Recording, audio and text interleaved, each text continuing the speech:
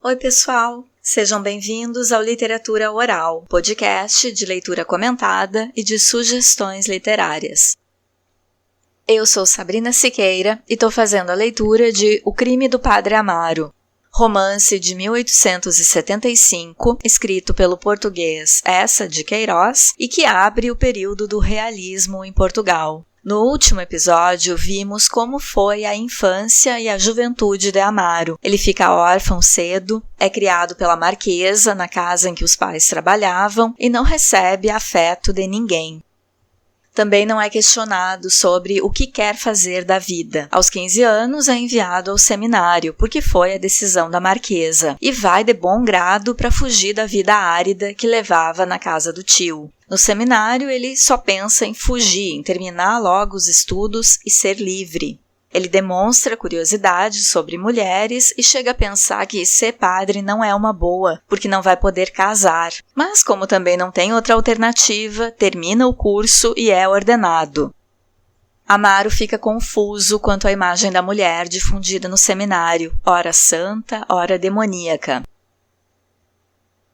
Mais uma vez, o romance de Queiroz nos indica envolvimento da religião com a política, sendo que os padres exerciam muito poder junto às comunidades e podiam influenciar os votos. Assim, as nomeações para as paróquias atendiam a interesses políticos. Mas Amaro consegue a nomeação para a Leiria, onde a gente viu que ele chegou e encontrou o mestre de moral, o cônego Dias. Quando escreveu este romance, Queiroz estava fazendo crítica à corrupção do clero e à hipocrisia da classe média. Será que essa obra ainda nos diz algo no século XXI? Me parece que sim, e que uma mensagem que podemos extrair da obra hoje é sobre o quanto os poderosos podem manipular o povo. A influência da Igreja perdeu força desde os tempos do lançamento do romance. Mas outras instâncias exercem poder e influenciam o pensamento, a conduta das pessoas.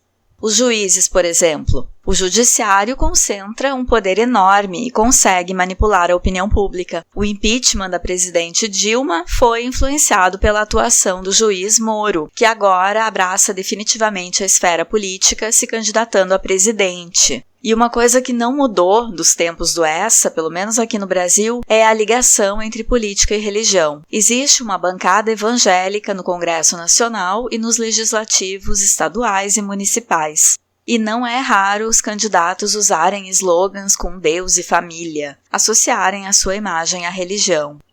Lembram que eu disse que ia ler o S na frente de Joaneira como senhora, porque eu li como sua no episódio 70. Só que eu pesquisei e o S em frente ao nome significa santa. E senhora aparece em outros momentos no romance com a abreviatura usual, SRA. Então, neste episódio, leio como Santa Joaneira, mas parece tão estranho. Será que foi isso mesmo que Queiroz quis dizer, Santa Joaneira? Pessoal de Portugal que escuta, vocês sabem me dizer qual é a forma mais correta de ler esse S na frente do nome? Lembrem que eu não estou fazendo a leitura na íntegra, eu tenho suprimido algumas descrições. As palavras diferentes que vão aparecer na leitura de hoje são chinó, que é peruca, e reposteiro, que é uma cortina que substitui uma porta, uma cortina tipo porta. Era comum em Portugal chamar moça jovem de rapariga, então a gente vai ver essa palavra também. Bom, vamos à leitura.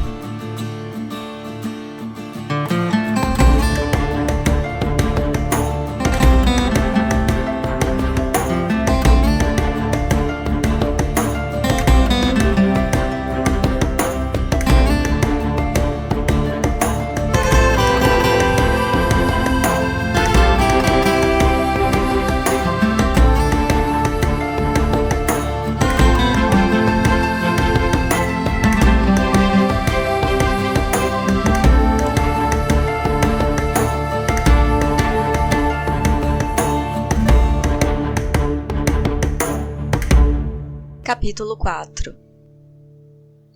Ao outro dia, na cidade, falava-se da chegada do pároco novo, e todos sabiam já que tinha trazido um baú de lata, que era magro e alto, e que chamava Padre Mestre ao cônego Dias. As amigas da Santa Joaneira, as íntimas, a Dona Maria da Assunção, as Gansosos, tinham ido logo pela manhã à casa dela para se porem ao fato. Eram 9 horas. Amaro saíra com o cônego. A Santa Joaneira, radiosa, importante, recebeu-as no alto da escada, de mangas arregaçadas, nos arranjos da manhã, e imediatamente, com animação, contou a chegada do pároco, as suas boas maneiras, o que tinha dito. Mas venham vocês cá abaixo, sempre quero que vejam. Foi-lhes mostrar o quarto do padre, o baú de lata, uma prateleira que lhe arranjara para os livros. Está muito bem, diziam as velhas andando pelo quarto devagar, com respeito como numa igreja. Rico capote, observou Dona Joaquina Gansoso, apalpando o pano das largas bandas que pendiam ao comprido do cabide. É obra para um par de moedas. E a boa roupa branca, disse a Santa Joaneira, erguendo a tampa do baú. O grupo das velhas curvou-se com admiração. A mim o que me consola é que ele seja um rapaz novo, disse Dona Maria da Assunção piedosamente. Também a mim, disse com autoridade a Dona Joaquina Gansoso. Estar a gente a confessar-se e a ver o pingo do rapé, como era com o raposo, credo, até se perde a devoção. E o bruto do José Miguéis, não, lá isso Deus me mate com gente nova.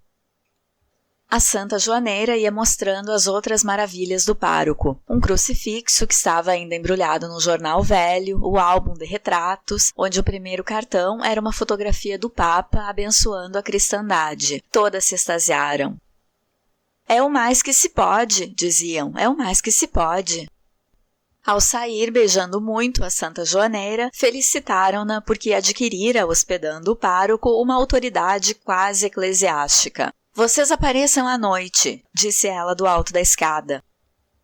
Pudera, gritou Dona Maria da Assunção, já à porta da rua, traçando o seu mantelete. Pudera, para o vermos à vontade. Ao meio-dia veio o Libaninho, o beato mais ativo de Leiria, e subindo a correr os degraus, já gritava com a sua voz fina. Ó, Santa Joaneira! Sobe, Libaninho, sobe! Disse ela, que costurava a janela. Então o senhor pároco veio, hein? Perguntou o Libaninho, mostrando à porta da sala de jantar o seu rosto gordinho cor de limão, a calva luzidia, e vindo para ela com o passinho miúdo, um gingar de quadris. Então que tal? Tem bom feitio?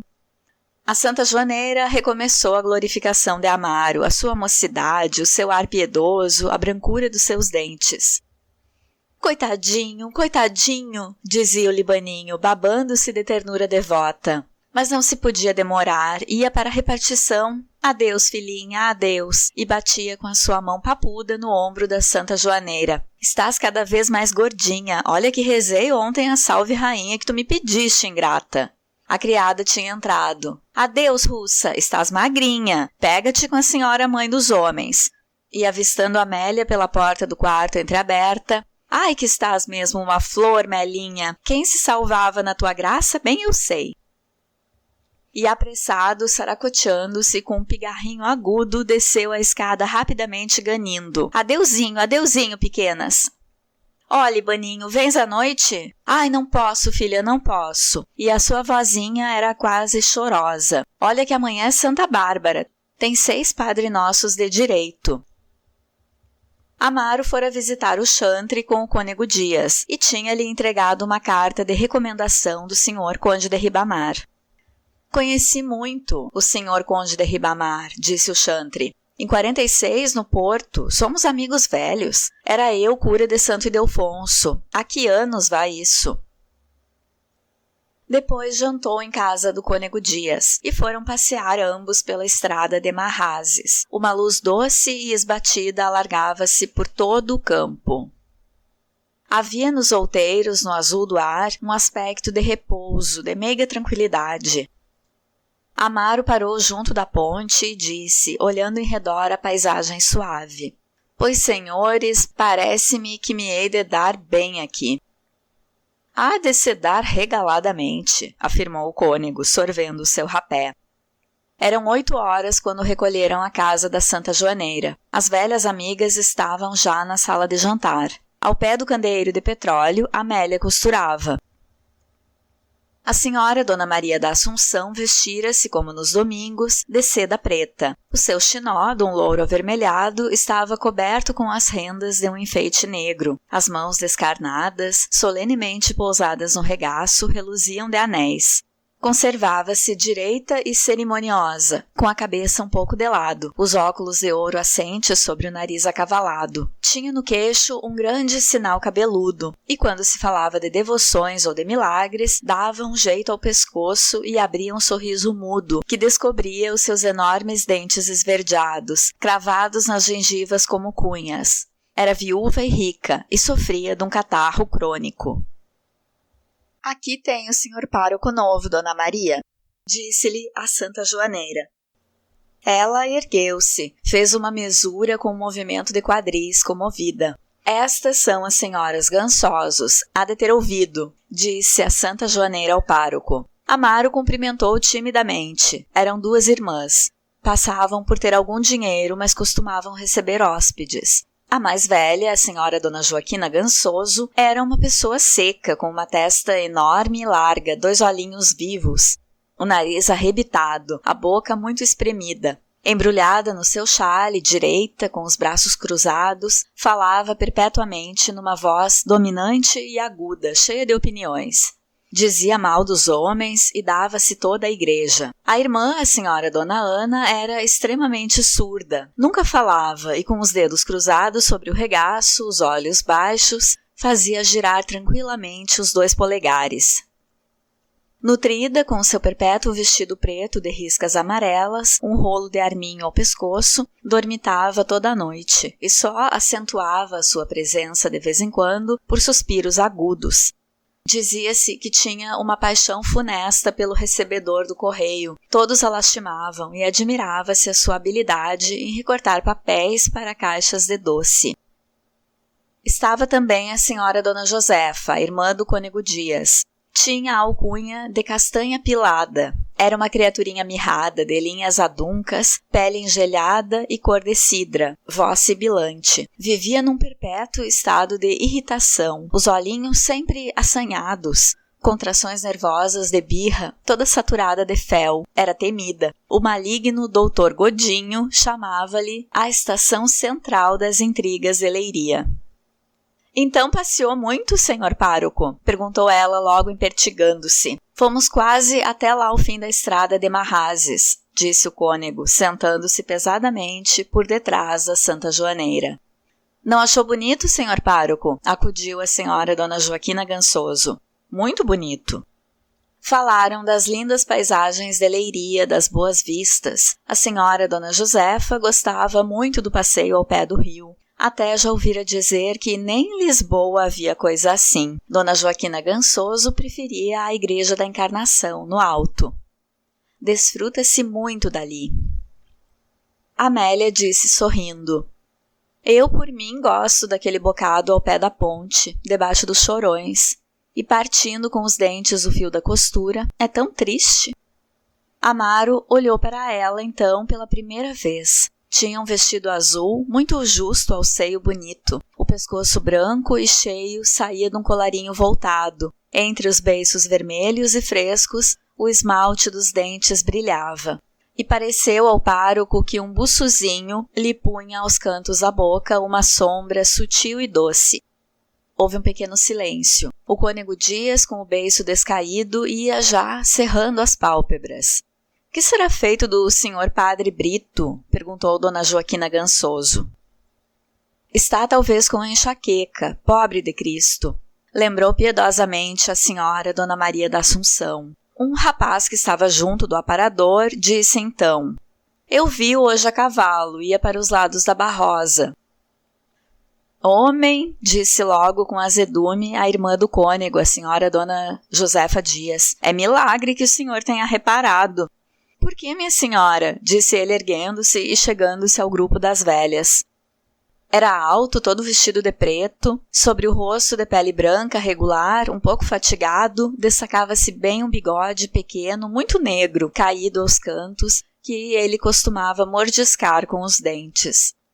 Ainda ele o pergunta, exclamou a senhora Dona Josefa Dias. O senhor que nem lhe tira o chapéu? Eu? Disse-mo ele, afirmou ela com uma voz cortante e acrescentou: Ai, senhor pároco, bem pode chamar o senhor João Eduardo para o bom caminho, e teve um risinho maligno. Mas eu parece-me que não ando no mau caminho, disse ele rindo, com as mãos nos bolsos, e a cada momento os seus olhos se voltavam para Amélia. É uma graça, exclamou a senhora Dona Joaquina Gansoso. Olhe, com o que o senhor disse hoje lá em casa de tarde, da santa da arregaça, não há de ganhar o céu. Ora essa, gritou a irmã do cônego, voltando-se bruscamente para João Eduardo. Então, o que tem o senhor a dizer da santa? Acha talvez que é uma impostora? Credo, Jesus, disse a senhora Dona Maria da Assunção, apertando as mãos e fitando João Eduardo com um terror piedoso, pois ele havia de dizer isso, cruzes. Não, senhor João Eduardo, afirmou gravemente o cônego, que espertara, desobrando o seu lenço vermelho, não era capaz de dizer uma coisa dessas. Amaro perguntou então, quem é a santa da arregaça? Credo, pois não tenho ouvido falar, senhor pároco, exclamou de uma admiração a senhora Dona Maria da Assunção. Há de ter ouvido, afirmava a senhora Dona Josefa Dias com autoridade. Diz que os jornais de Lisboa vêm cheios disso. É, com efeito, uma coisa bem extraordinária, ponderou com um tom profundo o cônego. A Santa Joaneira interrompeu a meia e, tirando a luneta, ai, não imagina, senhor pároco, é o milagre dos milagres. Se é, disseram. Houve um recolhimento devoto. Mas então? Perguntou Amaro, todo curioso. Olhe, senhor pároco, começou a senhora Dona Joaquina Gansoso, endireitando-se no chale, falando com solenidade. A santa é uma mulher que aqui há numa freguesia perto, que está há 20 anos na cama. 25, advertiu-lhe baixo a Dona Maria da Assunção, tocando-lhe com o leque no braço. 25? Pois olha, ao senhor Chantre ouvi eu dizer 20. 25, afirmou a Santa Joaneira, e o cônego apoiou-a, oscilando gravemente a cabeça. Está entrevadinha de todo, senhor pároco, rompeu a irmã do cônego, ávida de falar. Parece uma alminha de Deus, os bracinhos são isto, e mostrava o dedo mínimo. Para a gente ouvir, é necessário pôr-lhe a orelha ao pé da boca. Pois se ela se sustenta da graça de Deus, disse lamentosamente a senhora Dona Maria da Assunção. Coitadinha! Houve entre as velhas um silêncio comovido. João Eduardo, que por trás das velhas, de pé, com as mãos nos bolsos, sorria mordiscando o bigode, disse então: Olhe, senhor pároco, a coisa é o que os médicos dizem, é que aquilo é uma doença nervosa. Aquela irreverência fez entre as velhas devotas um escândalo. A senhora Dona Maria da Assunção persignou-se logo à cautela. Pelo amor de Deus, gritou a senhora Dona Josefa Dias, o senhor diga isso diante de quem quiser menos de mim, é uma afronta. É que até pode cair um raio, dizia para os lados, baixo, a senhora Dona Maria da Assunção, muito aterrada. Olhe, também lhe digo, exclamou a senhora Dona Josefa Dias, o senhor é um homem sem religião e sem respeito pelas coisas santas. E voltando-se para o lado de Amélia, muito azeda, olhe, filha minha é que eu não lhe dava.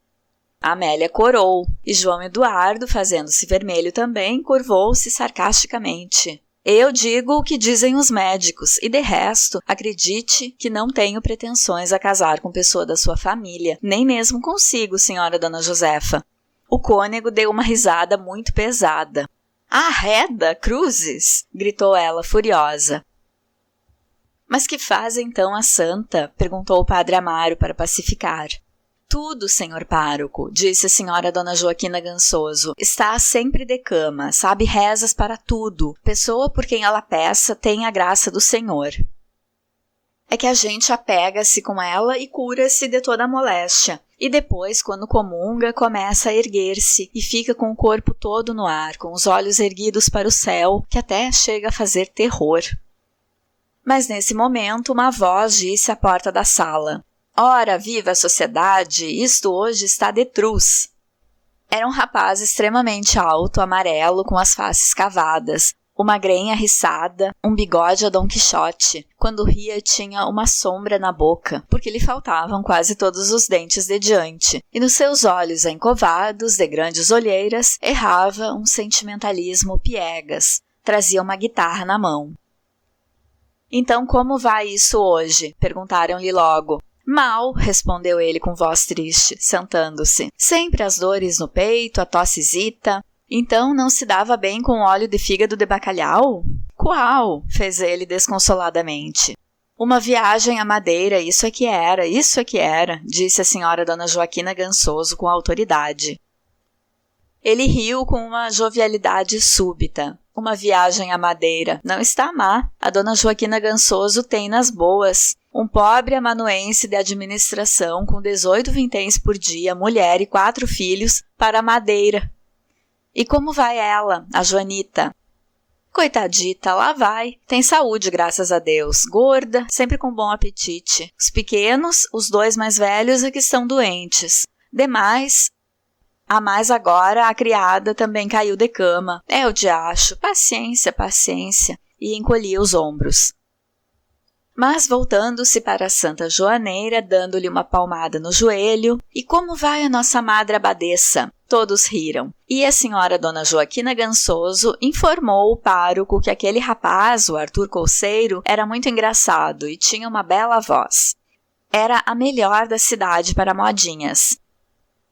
A russa tinha então entrado com o chá. A Santa Joaneira, enchendo as chávenas de alto, dizia: Cheguem-se, filhas, que este é do bom, é da loja do Souza.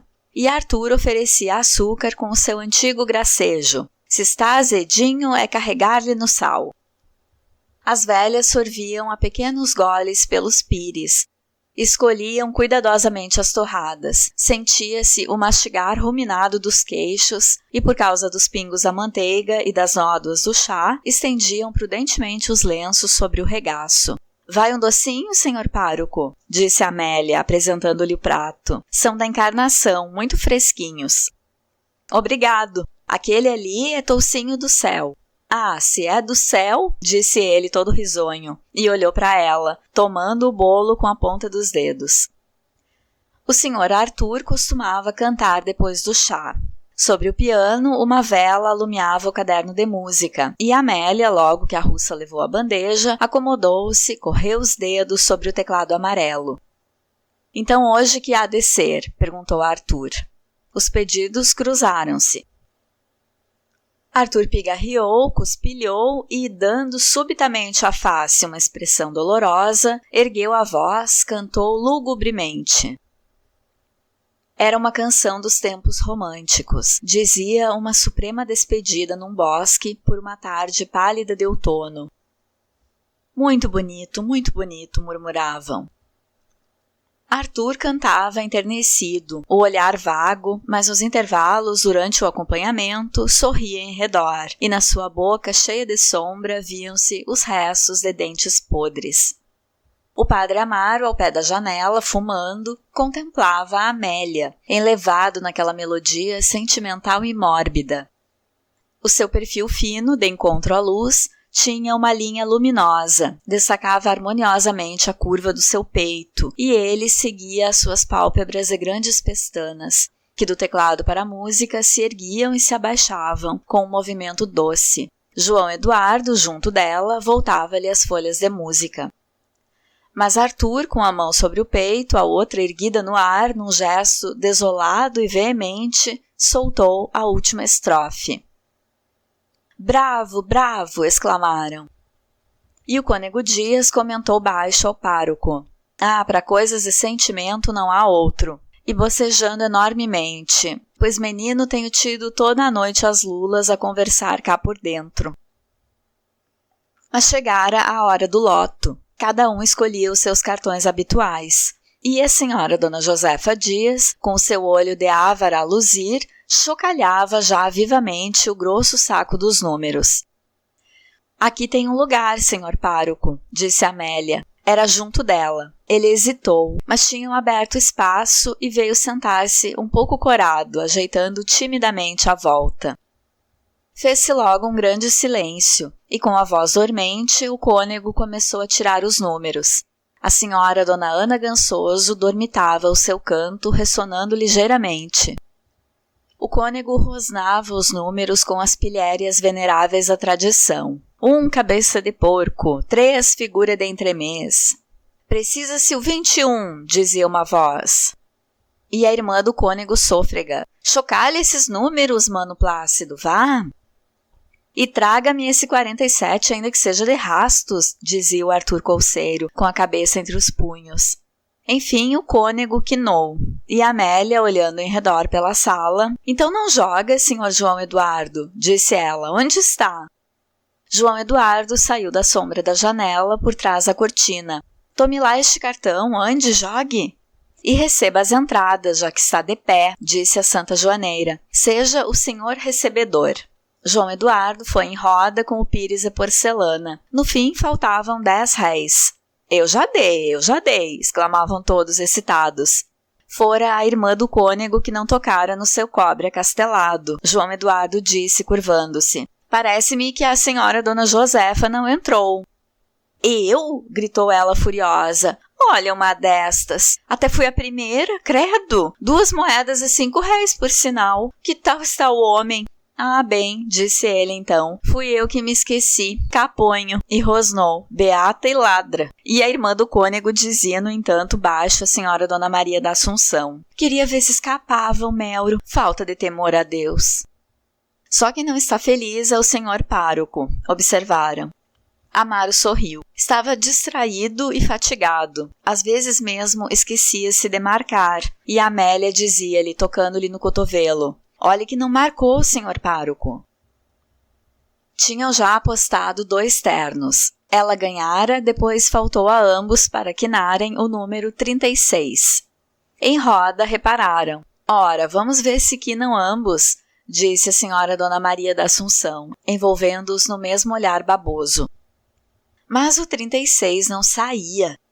Havia outras quadras nos cartões alheios. Amélia receava que quinasse a senhora Dona Joaquina Gansoso, que se mexia muito na cadeira pedindo o 48. Amaro ria, involuntariamente interessado. O cônego tirava os números com uma pachorra maliciosa.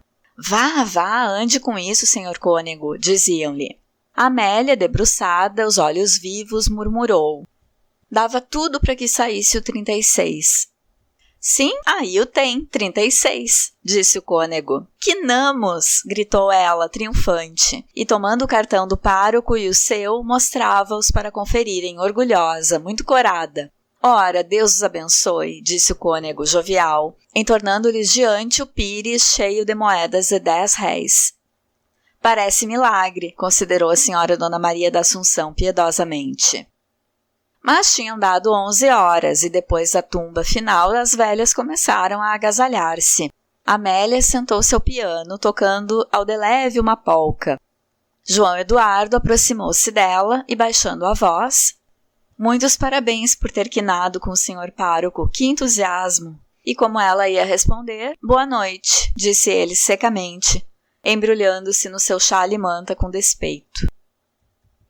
A russa alumiava. As velhas, pela escada, empacotadas nos abafos, iam ganindo adeuzinhos. O senhor Arthur arpejava a guitarra, cantarolando o descrito. Amaro foi para o seu quarto, começou a rezar no breviário, mas distraía-se, lembrando-lhe as figuras das velhas, os dentes podres de Arthur, sobretudo o perfil de Amélia. Sentado à beira da cama, com o breviário aberto, fitando a luz, via o seu penteado, as suas mãos pequenas, com os dedos um pouco trigueiros picados à agulha, o seu buçozinho gracioso. Sentia a cabeça pesada do jantar do cônego e da monotonia do quino, com uma grande sede, além disso, das lulas e do vinhito do Porto. Quis beber, mas não tinha água no quarto. Lembrou-se então que na sala de jantar havia uma bilha com água fresca, muito boa. Calçou as chinelas, tomou o castiçal, subiu devagarinho. Havia luz na sala, estava o reposteiro corrido. Ergueu e recuou com vira num relance Amélia, em saia branca, a desfazer o atacador do colete. Estava junto do candeeiro e as mangas curtas, o decote da camisa, deixavam ver os seus braços brancos, o seio delicioso. Ela deu um pequeno grito, correu para o quarto. Amaro ficou imóvel, com um suor à raiz dos cabelos. Poderiam suspeitar uma ofensa. Palavras indignadas iam sair de certo através do reposteiro do quarto, que ainda se balançava agitado. Mas a voz de Amélia, serena, perguntou de dentro. — Que queria, senhor pároco? — Vinha buscar água, balbuciou ele.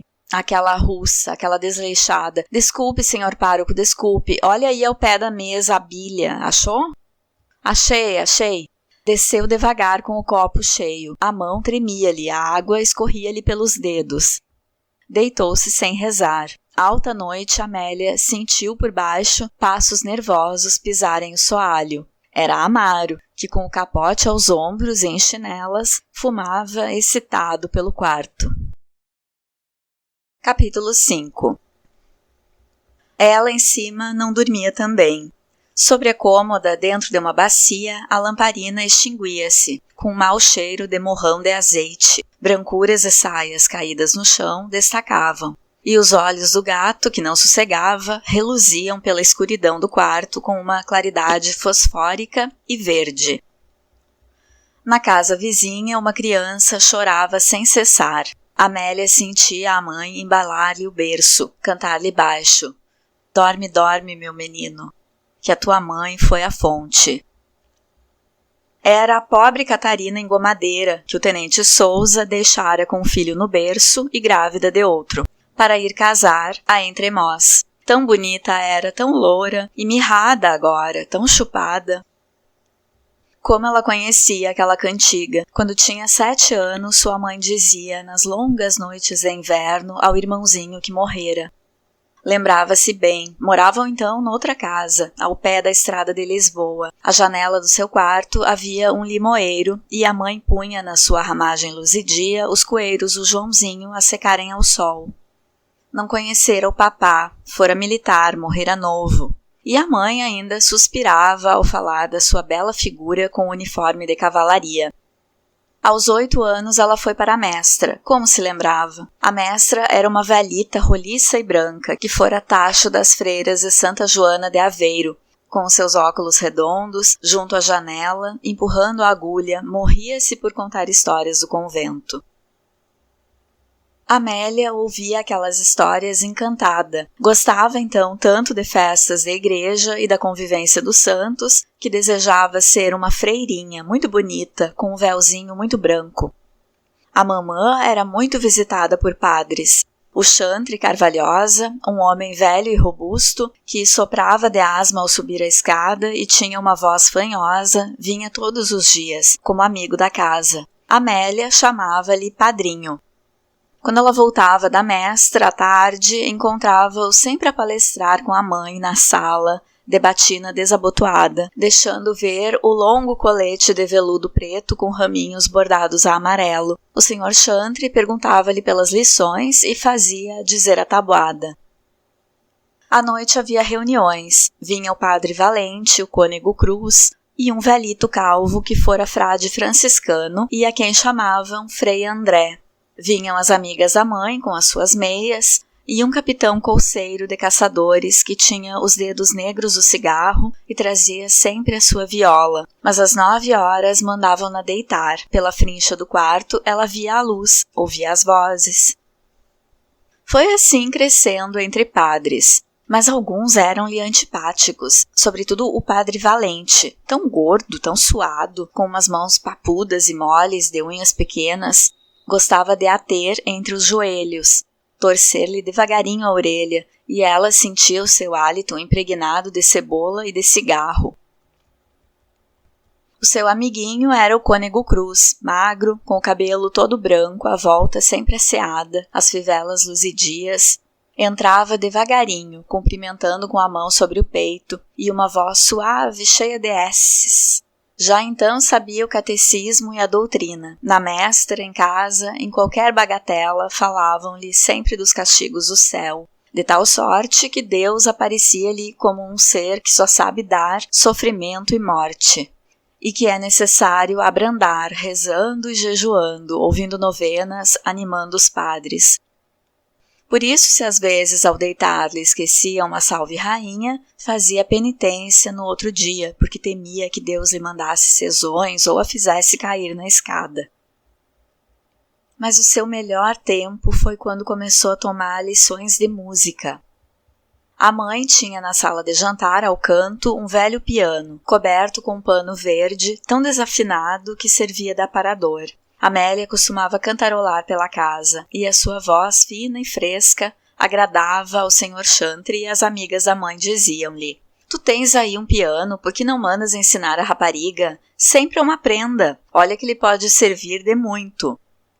O Chantre conhecia um bom mestre, antigo organista da Sé de Évora, extremamente infeliz. A filha única, muito linda, fugira-lhe com um alferes para Lisboa. O velho caíra em grande melancolia e grande miséria, e por piedade tinham-lhe dado um emprego no cartório da Câmara Eclesiástica. Era uma figura triste de romance picaresco, muito magro, alto como um pinheiro, deixava crescer até os ombros os seus cabelos brancos e finos. Os olhos, cansados, lacrimejavam-lhe sempre.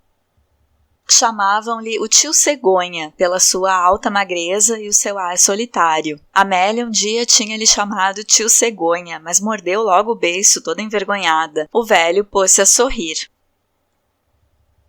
Uma manhã viu-o mais amarelo, mais chupado. "Ó, tio Cegonha", disse de repente, "quanto lhe dão lá no cartório?" O velho sorriu-se. "Ora, minha rica menina, quanto me hão de dar? Uma bacatela." 4 vinténs por dia, mas o senhor neto faz-me algum bem." "E chegam-lhe 4 vinténs? Ora, como hão de chegar?" Sentiram-se os passos da mãe, e a Amélia, retomando gravemente a atitude de lição, começou a solfejar alto, com um ar profundo. E desde esse dia tanto pediu, tanto exclamou, que levou a mãe a dar de almoçar e de jantar ao tio Cegonha nos dias de lição. Assim se estabeleceu entre ela e o velho uma grande intimidade, e o pobre tio Cegonha, saindo do seu frio isolamento, acolhia-se àquela amizade inesperada como a um aconchego tépido. Encontrava nela o elemento feminino que amam os velhos, com as carícias, as suavidades de voz, as delicadezas de enfermeira. Achava nela a única admiradora da sua música e via sempre atenta às histórias do seu tempo, às recordações da velha Sé de Évora que ele amava tanto. Amélia aplicava-se muito ao piano, era a coisa boa e delicada da sua vida, já tocava contradanças e antigas árias de velhos compositores. Uma manhã o tio Cegonha encontrou Amélia muito amarela e triste. Desde a véspera queixava-se de mal-estar. Era um dia nublado, muito frio. O velho queria ir-se embora. Não, não, tio Cegonha, disse ela. Toque alguma coisa para eu me entreter. Ele tirou o seu capote, sentou-se, tocou uma melodia simples, mas extremamente melancólica. Que lindo, diz Amélia de pé junto ao piano. E quando o velho deu as últimas notas, o que é? Perguntou ela. O tio Cegonha contou-lhe que era o começo de uma meditação feita por um frade seu amigo. Coitado, disse, teve bem o seu tormento. Amélia quis logo saber a história e, sentando-se no mocho do piano, embrulhando-se no seu chale, diga, tio Cegonha, diga. Era um homem que tivera, em novo, uma grande paixão por uma freira. Ela morrera no convento daquele amor infeliz, e ele, de dor e de saudade, fizera-se frade franciscano. Parece que o estou a ver. Era bonito? Se era, um rapaz na flor da vida, rico. Amélia todo dia pensou naquela história. De noite veio-lhe uma grande febre, com sonhos espessos, em que dominava a figura do frade franciscano, na sombra do órgão da Sé de Évora. Via os seus olhos profundos reluzirem numa face encovada, e longe a freira pálida, nos seus hábitos brancos, encostada às grades negras do mosteiro. Ao outro dia, a febre acalmou. O Dr. Gouveia tranquilizou a Santa Joaneira com uma simples palavra. Nada de sustos, minha rica senhora. São os 15 anos da rapariga. Hão de lhe vir amanhã as vertigens e os enjoos. Depois acabou-se. Temo-la mulher. A Santa Joaneira compreendeu. Esta rapariga tem o sangue vivo e há de ter as paixões fortes, acrescentou o velho. Por esse tempo, o Sr. Chantre, uma manhã, depois do seu almoço de açorda, caiu de repente morto com uma apoplexia. Que consternação inesperada para a Santa Joaneira. Durante 2 dias chorou, gemeu pelos quartos. Dona Maria da Assunção, as senhoras Gansosos, vieram acalmar, amansar a sua dor. E a senhora Dona Josefa Dias resumiu as consolações de todos, dizendo: deixa, filha, que te não há de faltar quem te ampare. Era, então, no começo de setembro. A senhora Dona Maria da Assunção, que tinha uma casa na Praia da Vieira, propôs levar a Santa Joaneira e Amélia para a estação dos banhos, para ela espalhar nos bons ares saudáveis em lugar diferente aquela dor. Dona Maria da Assunção tinha sido visitada logo ao chegar por um rapaz, filho do Sr. Brito de Alcobaça, seu parente. Chamava-se Agostinho. Ia frequentar o 5º ano de Direito na universidade. Era um moço delgado, de bigode castanho, pera, cabelo comprido deitado para trás e luneta. Recitava versos, sabia tocar guitarra, contava anedotas e era famoso na Vieira entre os homens por saber conversar com as senhoras. O Agostinho Patife, diziam, é chalaça esta, chalaça aquela, lá para a sociedade não há outro. Logo desde os primeiros dias, Amélia reparou que os olhos do Sr. Agostinho Brito se fitavam constantemente nela para namoro. Amélia corava muito, sentia o seio alargar-se dentro do vestido e admirava-o, achava-o muito dengueiro. Outro dia, à hora do banho, a Santa Joaneira vestia-se na sua barraca e Amélia, sentada na areia, esperava, pasmada para o mar. Olá, sozinha? Disse uma voz por detrás. Era Agostinho. Amélia, calada, começou a riscar a areia com a sombrinha. O Sr. Agostinho suspirou, alisou outro pedaço de areia com o pé, escreveu Amélia. Ela, muito vermelha, quis apagar com a mão. Então, disse ele, e debruçando-se baixo, é o nome da morena, bem vê, o seu nome sabe a mel. Há uma pessoa por quem dava tudo, eu sei. Ah, o senhor anda apaixonado, disse ela devagar, com os olhos baixos, riscando a areia. Diga-me uma coisa, está a mangar comigo? Exclamou Agostinho, puxando por uma cadeirinha, sentando-se junto dela. Amélia pôs-se de pé. Não quer que eu me sente ao pé de si? Perguntou ele, ofendido. Eu é que estava cansada de estar sentada. Calaram-se um momento. Já tomou banho? Disse ela. Já. Estava frio hoje? Estava. As palavras de Agostinho eram agora muito secas. Zangou-se? Disse ela docemente, pondo-lhe de leve a mão no ombro. Agostinho ergueu os olhos e, vendo o bonito rosto trigueiro todo risonho, exclamou com veemência: Estou mesmo doido por si. Shh! Disse ela. A mãe de Amélia, levantando o pano da barraca, saía, muito abafada, de lenço amarrado na cabeça. Mais fresquinha, hein? Perguntou logo Agostinho, tirando o chapéu de palha. Estava por aqui? Vim dar uma vista de olhos. E agora, toca o almocinho, hein?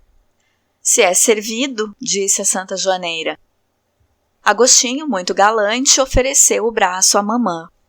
E desde então seguia sempre Amélia, de manhã no banho, de tarde à beira-mar, apanhava-lhe conchas e tinha-lhe feito outros versos. Ela murmurava-os com grande comoção, de noite, suspirando, abraçada ao travesseiro. Outubro findava, as férias tinham acabado. Uma noite, o alegre rancho da senhora Dona Maria da Assunção e das amigas fora dar um passeio ao luar. À volta, porém, erguera-se vento, nuvens pesadas empastaram o céu, caíram gotas de água. Estavam então junto a um pequeno pinheiral, e as senhoras, aos gritinhos, quiseram abrigar-se. Agostinho, com Amélia pelo braço, rindo alto, foi penetrando longe dos outros na espessura, e então, sob o monótono e gemente rumor das ramas, disse-lhe baixo, cerrando os dentes: Estou doido por ti, filha. Creio lá nisso, murmurou ela. Mas Agostinho, tomando subitamente um tom grave, sabes, talvez eu tenha de me ir amanhã embora. Vai-se?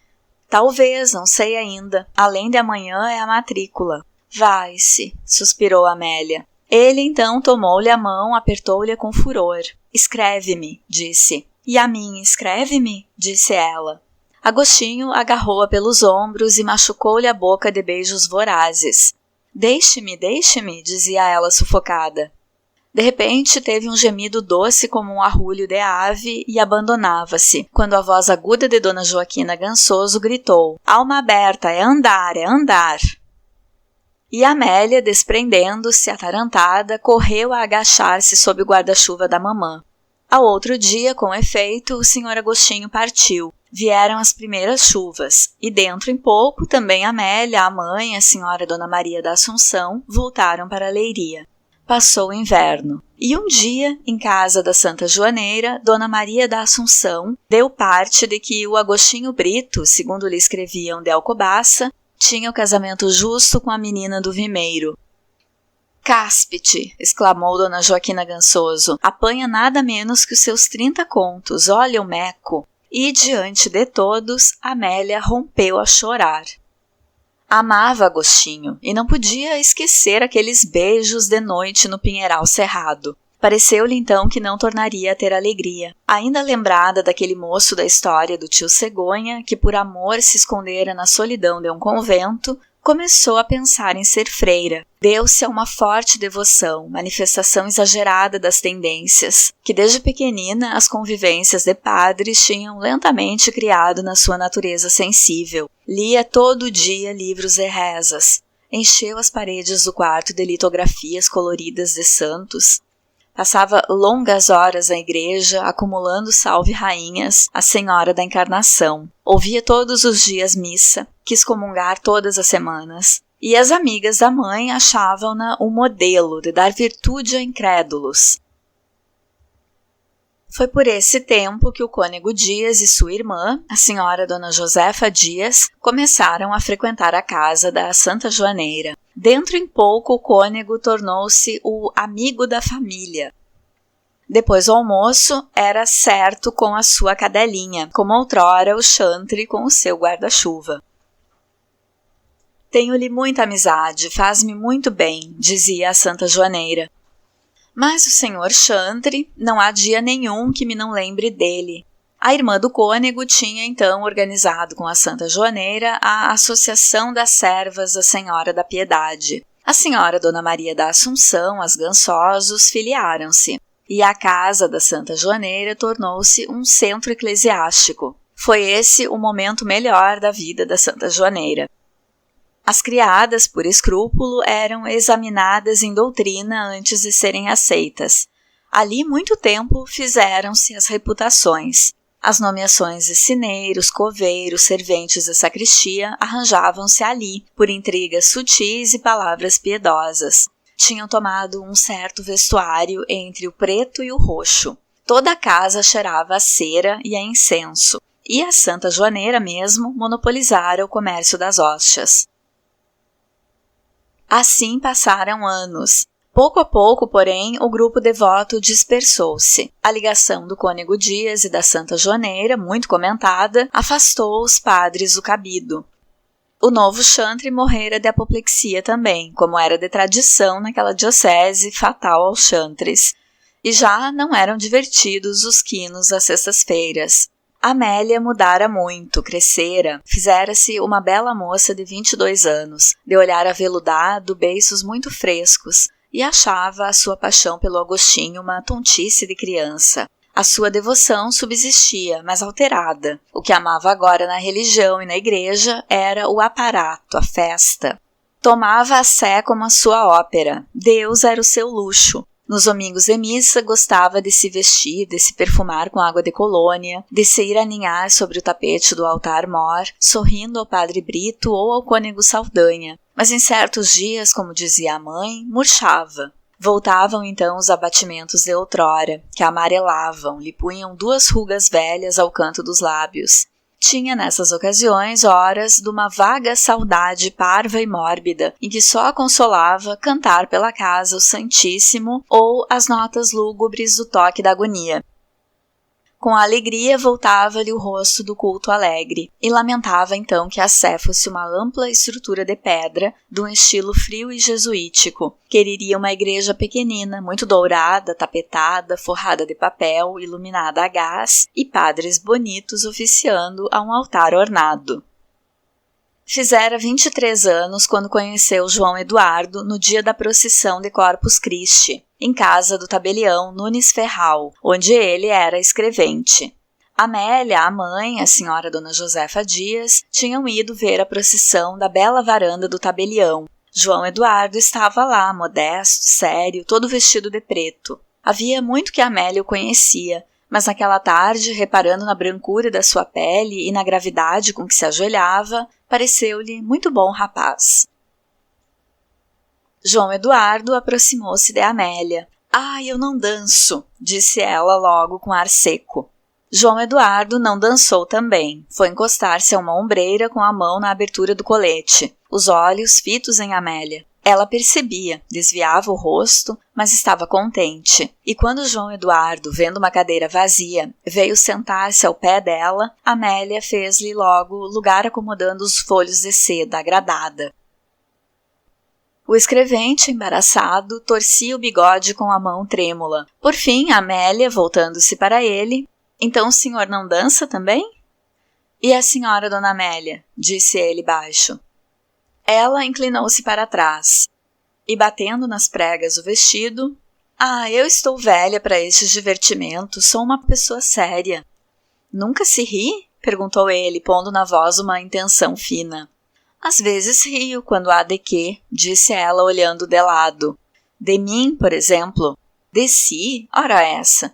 Está a caçoar comigo? Por que me hei de eu rir do senhor? Boa, então o senhor que tem que faça rir. » E agitava o seu leque de seda preta. Ele calou-se procurando as ideias, as delicadezas. Então, sério, não dança? Já lhe disse que não. Que é tão perguntador. É porque me interesso por si. Ora, deixe lá, disse ela fazendo um indolente gesto de negativa. Palavra? Mas a senhora Dona Josefa Dias, que os vigiava, aproximou-se, de testa muito franzida, e João Eduardo levantou-se, intimidado. À saída, quando Amélia, no corredor, punha os seus agasalhos, João Eduardo veio dizer-lhe de chapéu na mão, « Cubra-se bem, não apanhe frio. »« Então continua a interessar-se por mim, » disse ela, apertando em redor do pescoço as pontas da sua manta de lã. « O mais possível, creia. » E João Eduardo, então, falando-lhe junto do rosto, disse-lhe a sua grande paixão. Tomou-lhe a mão, repetia todo perturbado. Gosto tanto de si, gosto tanto de si. Amélia estava nervosa da música, do teatro. A noite quente de verão, com a sua vasta cintilação de estrelas, tomava toda lânguida. Abandonou a mão, suspirando baixinho. Gosta de mim, não é verdade? Perguntou ele. Sim, respondeu ela e apertou os dedos de João Eduardo com paixão.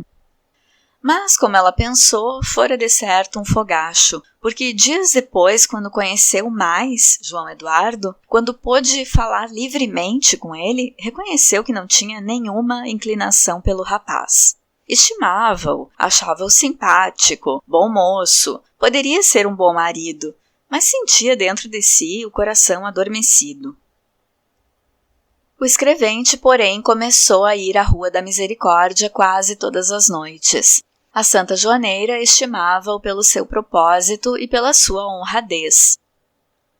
Mas Amélia ia se mostrando fria. Esperava-o à janela pela manhã quando ele passava para o cartório. Fazia-lhe olhos doces à noite, mas só para o não descontentar, para ter na sua existência desocupada um interessezinho amoroso. João Eduardo um dia falou à mãe em casamento. Como a Amélia quiser, eu por mim, disse a Santa Joaneira. E Amélia, consultada, respondeu ambiguamente. Mais tarde, por ora não me parece, veremos. Enfim, acordou-se tacitamente em esperar, até que ele obtivesse o lugar de amanuense do governo civil, rasgadamente prometido pelo doutor Godinho, o temido doutor Godinho. Assim vivera Amélia até a chegada de Amaro, e durante a noite estas recordações vinham-lhe por fragmentos, como pedaços de nuvens que o vento vai trazendo e desmanchando. Adormeceu tarde, acordou já o sol ia alto, e espreguiçava-se quando ouviu dizer a russa na sala de jantar: "É o senhor pároco que vai sair com o senhor cônego, vão a sé." Amélia saltou da cama, correu à janela em camisa, ergueu uma pontinha da cortina, olhou. A manhã resplandecia, e o padre Amaro, pelo meio da rua, conversando com o cônego, assoava-se ao seu lenço branco, muito airoso, na sua batina de pano fino.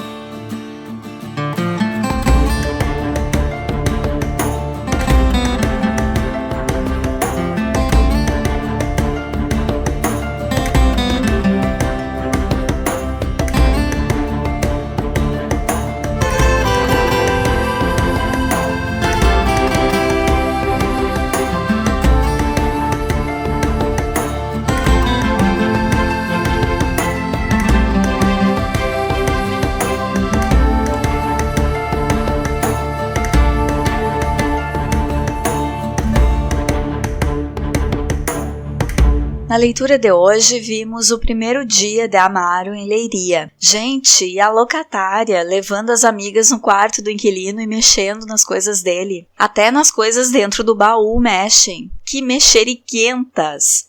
O padre é quase uma celebridade para elas. Ele repara em Amélia numa reunião social que a dona da casa faz para que as beatas conheçam o padre. Nas conversas delas, a gente percebe como são afeitas a crendices, acreditando nos milagres de uma senhora doente e escarnecendo da visão cientificista que explica o estado da pessoa como uma doença nervosa. Isso é uma crítica à religiosidade que exclui o valor da ciência. Uma crítica ao fanatismo das devotas, porque tudo bem ser religiosa, acreditar em milagre, mas tem que dar ouvidos ao que a ciência está explicando, né? A personagem que colabora com a visão científica é João Eduardo, rapaz que está interessado na Amélia e que as velhas consideram estar no mau caminho.